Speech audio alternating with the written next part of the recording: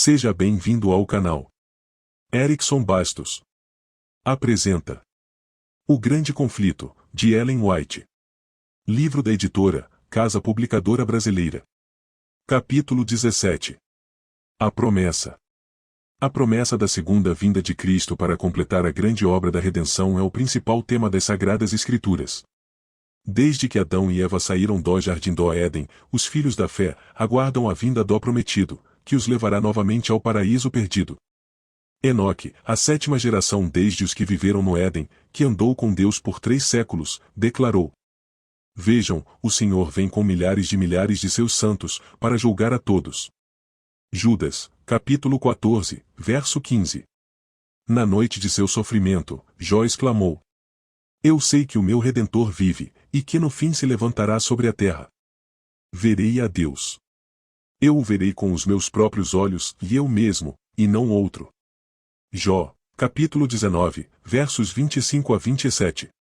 Os poetas e profetas da Bíblia escreveram acerca da vinda de Cristo em palavras cheias de fogo. Regozijem-se os céus e exulte a terra, diante do Senhor, porque ele vem julgar a terra, ou julgará o mundo com justiça e os povos, com a sua fidelidade. Salmos, capítulo 96, versos 11 a 13. Isaías disse: Este é o nosso Deus, nós confiamos nele, e ele nos salvou.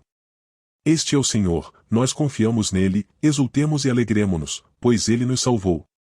Isaías, capítulo 25, verso 9. O Salvador consolou seus discípulos com a certeza de que voltaria. Na casa de meu pai há muitos aposentos. Vou preparar-lhes lugar. E se eu for, voltarei e os levarei para mim. João, capítulo 14, versos 2 e 3. Quando o Filho do Homem vier em sua glória, com todos os anjos, assentar-se-á em seu trono na glória celestial. Todas as nações serão reunidas diante dele. Mateus, capítulo 25, versos 31 e 32. Anjos repetiram para os discípulos a promessa do retorno de Cristo. Galileus, por que vocês estão olhando para o céu? Este mesmo Jesus, que dentre vocês foi elevado aos céus, voltará da mesma forma como o viram subir. Atos, capítulo 1, verso 11. E Paulo testemunhou: Pois, dada a ordem, com a voz do arcanjo e o ressoar da trombeta de Deus, o próprio Senhor descerá dos céus. 1 Tessalonicenses, capítulo 4, verso 16. João, o profeta de Patmos, disse: Eis que ele vem com as nuvens, e todo olho o verá.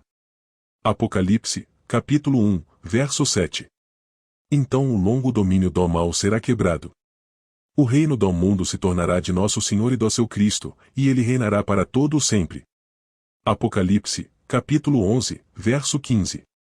O soberano, o Senhor, fará nascer a justiça e o louvor diante de todas as nações. Isaías, capítulo 61, verso 11. Então o reino de paz do Messias será fundado. O Senhor consolará Sião e olhará com compaixão para todas as ruínas dela, ele tornará seus desertos como o Éden, seus ermos, como o jardim do Senhor. Isaías, capítulo 51, verso 3. Em todas as eras, a vinda do Senhor tem sido a esperança de seus verdadeiros seguidores. Em meio ao sofrimento e à perseguição, a gloriosa manifestação de nosso grande Deus e Salvador, Jesus Cristo, era sua bendita esperança. Tito, capítulo 2, verso 13. Paulo falou sobre a ressurreição que acontecerá por ocasião do advento do Salvador, quando os mortos em Cristo se levantarão e serão levados com os vivos para se encontrar com o Senhor no ar. E assim, diz ele, estaremos com o Senhor para sempre. Consolem-se uns aos outros com essas palavras. 1 Tessalonicenses, capítulo 4, versos 17 e 18. Em Patmos, João, o discípulo amado, ouviu a promessa: Sim, venho em breve. E sua resposta é a oração da igreja. Amém. Vem, Senhor Jesus. Apocalipse, capítulo 22, verso 20. No calabouço, na fogueira e na forca, onde cristãos fiéis e mártires testemunharam da verdade, ecoa pelos séculos a expressão de sua fé e esperança. Um desses cristãos disse: Tendo a certeza da ressurreição pessoal de Cristo e, consequentemente, da nossa ressurreição por ocasião de sua vinda, eles, por esse motivo, desprezavam a morte e estavam acima dela. Os valdenses nutriam a mesma fé. Wycliffe, Lutero, Calvino, Knox, Ridley e Baxter olhavam com fé para a vinda do Senhor. Essa era a esperança da igreja na época dos apóstolos, da igreja do deserto e dos reformadores. A profecia não só prediz o modo e o propósito da segunda vinda de Cristo, como também nos diz como podemos saber que esse dia está próximo. Haverá sinais no sol, na lua e nas estrelas. Lucas, capítulo 21, verso 25. O sol escurecerá e a lua não dará a sua luz, as estrelas cairão do céu e os poderes celestes serão abalados. Então se verá o Filho do Homem vindo nas nuvens com grande poder e glória. Marcos, capítulo 13, versos 24 a 26. Foi assim que João, o profeta, descreveu o primeiro dos sinais que antecedem o segundo advento. Houve um grande terremoto. O sol ficou escuro como tecido de crina negra, toda a lua tornou-se vermelha como sangue. Apocalipse, capítulo 6, verso 12. O terremoto que abalou o mundo. Essa profecia se cumpriu em 1755, no mais terrível terremoto já registrado. Conhecido como o Terremoto de Lisboa, atingiu a Europa, a África e a América. Pessoas o sentiram na Groenlândia, nas Antilhas, na Ilha da Madeira, Noruega, Suécia, Grã-Bretanha e Irlanda. Abrangeu uma área de no mínimo 10 milhões de quilômetros quadrados. Na África, o abalo foi quase tão grave quanto na Europa. A maior parte da capital da Argélia foi destruída. Uma onda gigantesca varreu a costa da Espanha e da África, engolindo cidades montanhas, algumas das mais altas de Portugal, foram subitamente abaladas desde o alicerce, conforme parecia, e algumas delas se abriram no topo, que se rachou e partiu de modo assustador. Partes imensas foram jogadas para baixo nos vales próximos. Algumas pessoas contam que viram chamas saindo dessas montanhas. Em Lisboa, houve o barulho de um trovão subterrâneo e logo em seguida um terremoto violento derrubou a maior parte da cidade. Em apenas cerca de 6 minutos, 60 mil pessoas morreram. O mar primeiro recuou e deixou seca a faixa de areia. Então rolou para dentro, subindo 15 metros ou mais acima de seu nível normal. O terremoto aconteceu em um dia de festividade religiosa, no qual as igrejas e os conventos estavam repletos de pessoas. Bem poucos escaparam. O terror das pessoas foi indescritível. Ninguém chorou. Era maior que as lágrimas. Elas corriam de um lado para o outro, frenéticas em horror e perplexidade, batendo no rosto e no peito, clamando de misericórdia. O mundo está acabando. As mães se esqueciam dos filhos e corriam para cima e para baixo com imagens de crucifixos. Infelizmente, muitos correram para as igrejas em busca de proteção. Inutilmente tentaram ficar perto do pão e do vinho. Em vão, as pobres criaturas abraçaram os altares. Imagens, padres e a população foram enterrados na mesma ruína comum. O escurecimento do sol e da lua. 25 anos depois, ocorreu o sinal seguinte mencionado na profecia, o escurecimento do sol e da lua. Ao conversar com seus discípulos no Monte das Oliveiras, Jesus apontou com clareza para o momento do cumprimento dessa profecia. Naqueles dias, após aquela tribulação, o sol escurecerá e a lua não dará a sua luz. Marcos, capítulo 13 verso 24. Os 1260 dias, ou anos, terminaram em 1798. Um quarto de século antes, a perseguição havia praticamente se extinguido. Após essa perseguição, o sol escureceria. Em 19 de maio de 1780 essa profecia se cumpriu. Uma testemunha de Massachusetts descreveu o acontecimento da seguinte maneira. Uma nuvem negra e densa se espalhou por todo o céu, com exceção de uma pequena borda no horizonte ficou escuro como normalmente acontece às 9 horas de uma noite de verão. Temor, ansiedade e pavor aos poucos encheram a mente das pessoas. As mulheres ficaram às portas, encarando a paisagem escura. Os homens voltaram do trabalho nos campos. O carpinteiro deixou suas ferramentas, o ferreiro sua oficina e o comerciante seu balcão. As escolas dispensaram os alunos, e as crianças correram com medo para casa. Viajantes pediram abrigo na fazenda mais próxima. O que vem em seguida, era a pergunta em cada lábio e coração. Parecia que um furacão estava prestes a assolar a terra ou que havia chegado o dia do juízo, o fim de todas as coisas. As pessoas acenderam velas e o fogo das lareiras queimava com tanto brilho quanto em uma noite de outono sem luar. As aves voaram para os poleiros, o gado se reuniu e se abaixou no pasto, sapos coachavam, pássaros cantavam suas músicas noturnas e morcegos voavam. Mas os seres humanos sabiam que a noite ainda não havia chegado. Congregações se reuniram em muitos lugares. Os textos dos sermões improvisados em todos os lugares eram aqueles que pareciam mostrar que as trevas eram o cumprimento de uma profecia bíblica. A escuridão alcançou densidade máxima pouco depois das 11 horas da manhã. Na maior parte do país, ficou tão escuro durante o dia que as pessoas não sabiam dizer que horas eram olhando em relógio de parede ou de pulso, não conseguiam comer nem fazer as tarefas domésticas sem a luz de velas. Lua como sangue. Quando a noite chegou, sua escuridão foi tão estranha e aterrorizante quanto as trevas do dia. Embora fosse quase lua cheia, nenhum objeto ficava visível sem o auxílio de luz artificial. Quando as pessoas viam essas luzes nas casas vizinhas e em outros lugares à distância, era como se estivessem contemplando uma espécie de escuridão extrema que parecia não deixar passar claridade quase nenhuma. Se todos os corpos celestes do universo tivessem sido envoltos em cortinas espessas que não deixam a luz passar ou se extinguido por completo, as trevas não teriam sido mais completas. Quando passou de meia-noite, a escuridão desapareceu, e a lua, ao ficar visível pela primeira vez, tinha a aparência de sangue. 19 de maio de 1780 entrou para a história como o Dia Escuro. Desde os tempos de Moisés, não foi registrada nenhuma escuridão semelhante em densidade, extensão e duração.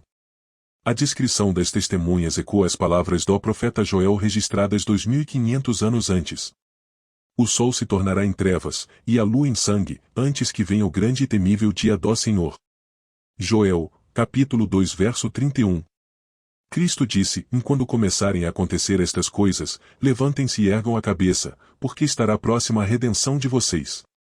Ele mostrou a seus seguidores as árvores em flor da primavera. Quando elas brotam, vocês mesmos percebem e sabem que o verão está próximo. Assim também, quando virem estas coisas acontecendo, saibam que o reino de Deus está próximo. Lucas, capítulo 21 versos 28, 30 e 31. Na igreja, porém, o amor por Cristo e a fé em sua vinda haviam se esfriado. Aqueles que afirmavam ser o povo de Deus estavam cegos para as instruções do Salvador acerca dos sinais de seu aparecimento. Negligenciaram a doutrina do segundo advento até ela ser, em grande medida, ignorada e esquecida, em especial nos Estados Unidos. A devoção desgastante por ganhar dinheiro, a corrida em busca de popularidade e poder levaram o povo a adiar para um futuro bem distante o dia solene no qual o mundo conforme o conhecemos irá passar. O Salvador predisse a condição espiritual desprezível dos crentes que predominaria pouco antes de seu segundo advento. O conselho de Cristo para quem vivesse nesse tempo foi: tenham cuidado, para não sobrecarregar o coração de vocês de libertinagem, bebedeira e ansiedades da vida, e aquele dia venha sobre vocês inesperadamente. Estejam sempre atentos e orem para que vocês possam escapar de tudo o que está para acontecer, e estar em pé diante do Filho do Homem. Lucas, capítulo 21 versos 34 a 36. Era importante alertar as pessoas a se prepararem para os acontecimentos solenes ligados ao fechamento da porta da graça. Como é grande o dia do Senhor! Como será terrível! Quem poderá suportá-lo? Joel, capítulo 2 verso 11. Quem será capaz de permanecer de pé quando vier aquele que tem olhos, tão puros que não suportam ver o mal, e não podem tolerar a maldade? Abacuque, capítulo 1 verso 13. Castigarei o mundo por causa da sua maldade, os ímpios pela sua iniquidade. Darei fim à arrogância dos altivos e humilharei o orgulho dos cruéis. Isaías, capítulo 13 verso 11. Nem a sua prata nem o seu ouro poderão livrá-los, a riqueza deles será saqueada, suas casas serão demolidas. Sofanias, capítulo 1, verso 18. Chamado para o preparo. Com a aproximação do grande dia, a palavra de Deus conclama seu povo a se voltar para ele com arrependimento. O dia do Senhor está chegando. Está próximo. Toquem a trombeta em Sião, decretem jejum santo, convoquem uma assembleia sagrada. Reúnam o povo, consagrem a assembleia ou ajuntem os anciãos, reúnam as crianças. Que os sacerdotes, que ministram perante o Senhor, chorem entre o pórtico do templo e o altar. Agora, porém, voltem-se para mim de todo o coração, com jejum, lamento e pranto. Rasguem o coração, e não as vestes. Voltem-se para o Senhor, o seu Deus, pois ele é misericordioso e compassivo, muito paciente e cheio de amor, arrepende-se, e não envia a desgraça. Joel, capítulo 2 versos 1, 15 a 17. A fim de preparar um povo para permanecer firme no dia de Deus, uma grande obra de reforma deveria ser feita. Em sua misericórdia, o Senhor estava prestes a enviar uma mensagem para despertar aqueles que afirmavam ser o seu povo e conduzi-lo a se preparar para a vinda de Jesus. Encontramos essa advertência em Apocalipse 14. Ali uma mensagem em 3 partes é representada sendo proclamada por seres celestiais e seguida imediatamente pela vinda do Filho do Homem, para colher a safra da terra. Apocalipse, capítulo 14 verso 15. O profeta viu um anjo, que voava pelo céu e tinha na mão o evangelho eterno para proclamar aos que habitam na terra, a toda nação, tribo, língua e povo. Ele disse em alta voz: Temam a Deus e glorifiquem-no, pois chegou a hora do seu juízo. Adorem aquele que fez os céus, a terra, o mar e as fontes das águas. Versos 6 e 7. Essa mensagem faz parte do evangelho eterno. Deus confiou a nós a obra de pregação. Santos anjos direcionam, mas são os servos de Cristo na terra que fazem o trabalho de proclamar o Evangelho. Homens e mulheres fiéis, obedientes aos impulsos do Espírito de Deus e aos ensinos de sua palavra deveriam anunciar essa advertência. Eles são os que buscam o conhecimento de Deus, considerando a sabedoria divina mais proveitosa do que a prata, e rende mais do que o ouro. Provérbios capítulo 3 verso 14. O Senhor confia os seus segredos aos que o temem, e os leva a conhecer a sua aliança. Salmos capítulo 25 verso 14. Uma mensagem dada por homens humildes. Se os teólogos eruditos fossem guardas fiéis, que buscam as Escrituras com diligência e oração, eles teriam percebido a chegada do tempo. As profecias teriam revelado a eles os acontecimentos prestes a ocorrer. Em vez disso, porém, foram pessoas humildes que deram a mensagem. Aqueles que negligenciam buscar a luz quando ela está a seu alcance são deixados na escuridão. Mas o Salvador diz: Quem me segue, nunca andará em trevas, mas terá a luz da vida. João capítulo 8 verso 12. Deus envia uma estrela de brilho celeste para essa pessoa a fim de guiá-la em toda a verdade. Na época da primeira vinda de Cristo, os sacerdotes e escribas da cidade santa poderiam ter reconhecido os sinais dos tempos e anunciado a vinda do Messias prometido. Miqueias identificou sua cidade natal e Daniel apontou para o tempo de sua chegada. Miqueias capítulo 5 verso 2, e Daniel capítulo 9 verso 25. Os líderes judeus não tinham desculpas válidas para não saber. Sua ignorância era resultado de negligência pecaminosa. Com o mais profundo interesse, os anciãos de Israel deveriam estar estudando o local, o tempo e as circunstâncias do maior acontecimento da história do mundo. A chegada do Filho de Deus. As pessoas deveriam estar vigiando, para que pudessem receber o Redentor do mundo. Contudo, em Belém, 2 viajantes exaustos de Nazaré andaram toda a extensão da estreita rua até a extremidade leste da cidade sem encontrar refúgio para passar a noite. Nenhuma porta se abriu para recebê-los. Em um rústico estábulo preparado para o gado, eles finalmente encontraram abrigo e ali nasceu o Salvador do mundo.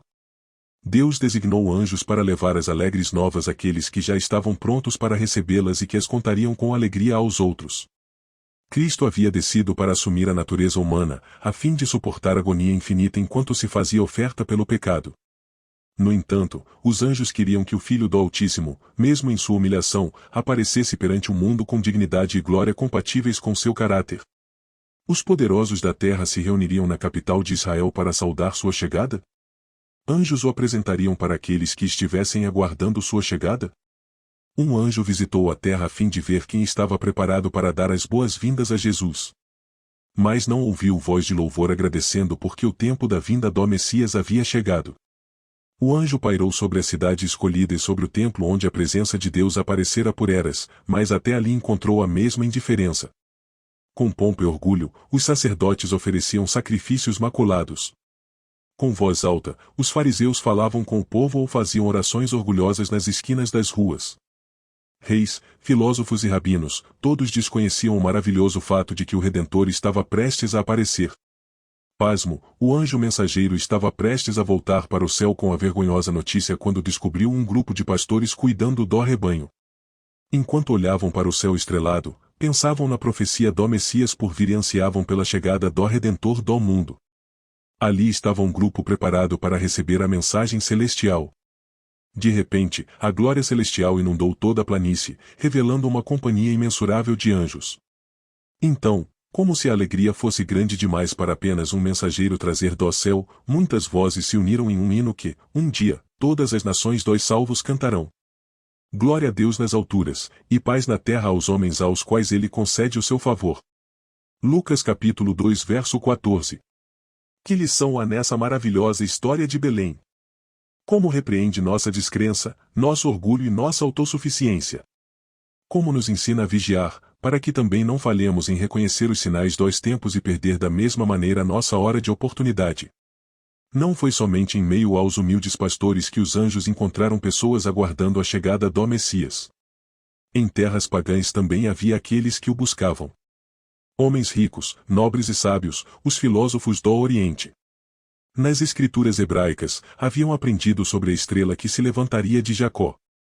Aguardaram com expectativa a chegada daquele que seria não só a consolação de Israel, mas também luz para a revelação aos gentios. Lucas capítulo 2 versos 25 e 32, e luz para a salvação até aos confins da terra. Atos capítulo 13 verso 47. A estrela enviada pelo céu guiou os estranhos gentios até o local de nascimento do recém-nascido rei. É aos que o aguardam ansiosamente que Cristo aparecerá segunda vez, não para tirar o pecado, mas para trazer salvação. Hebreus capítulo 9 verso 28. Assim como aconteceu com a notícia do nascimento do Salvador, Deus não confiou a mensagem do segundo advento aos líderes religiosos do povo. Eles recusaram a luz do céu e, por isso, não fizeram parte do grupo que o apóstolo Paulo descreveu. Mas vocês, irmãos, não estão nas trevas, para que esse dia os surpreenda como ladrão. Vocês todos são filhos da luz, filhos do dia. Não somos da noite nem das trevas. 1 Tessalonicenses capítulo 5 versos 4 e 5. Os líderes religiosos deveriam ter sido os primeiros a receber a notícia da chegada do Salvador, os primeiros a anunciar que ele estava próximo. No entanto, estavam descuidados e desatentos, viu o povo, adormecido em seus pecados. Jesus viu sua igreja como uma figueira estéril, coberta com uma capa de folhas, porém, sem nenhum fruto precioso. Faltava-lhes o espírito de verdadeira humildade, penitência e fé. Em seu lugar, havia orgulho, formas religiosas, egoísmo e opressão. Uma igreja apostatada fecha os olhos aos sinais dos tempos. Deixa a Deus e separa-se de seu amor. Por haver se recusado a aceitar as condições, as promessas divinas não se cumpriram nela. Muitos dos que diziam ser seguidores de Cristo se negaram a aceitar a luz do céu. Assim como os judeus de tanto tempo atrás, não reconheceram o tempo de oportunidade. O Senhor passou por eles e revelou sua verdade àqueles que, assim como os pastores de Belém e os magos do Oriente, seguiam toda a luz que haviam recebido. Inscreva-se no canal. Deixe seu like. E ative o sininho para receber notificações de novos capítulos ou livros.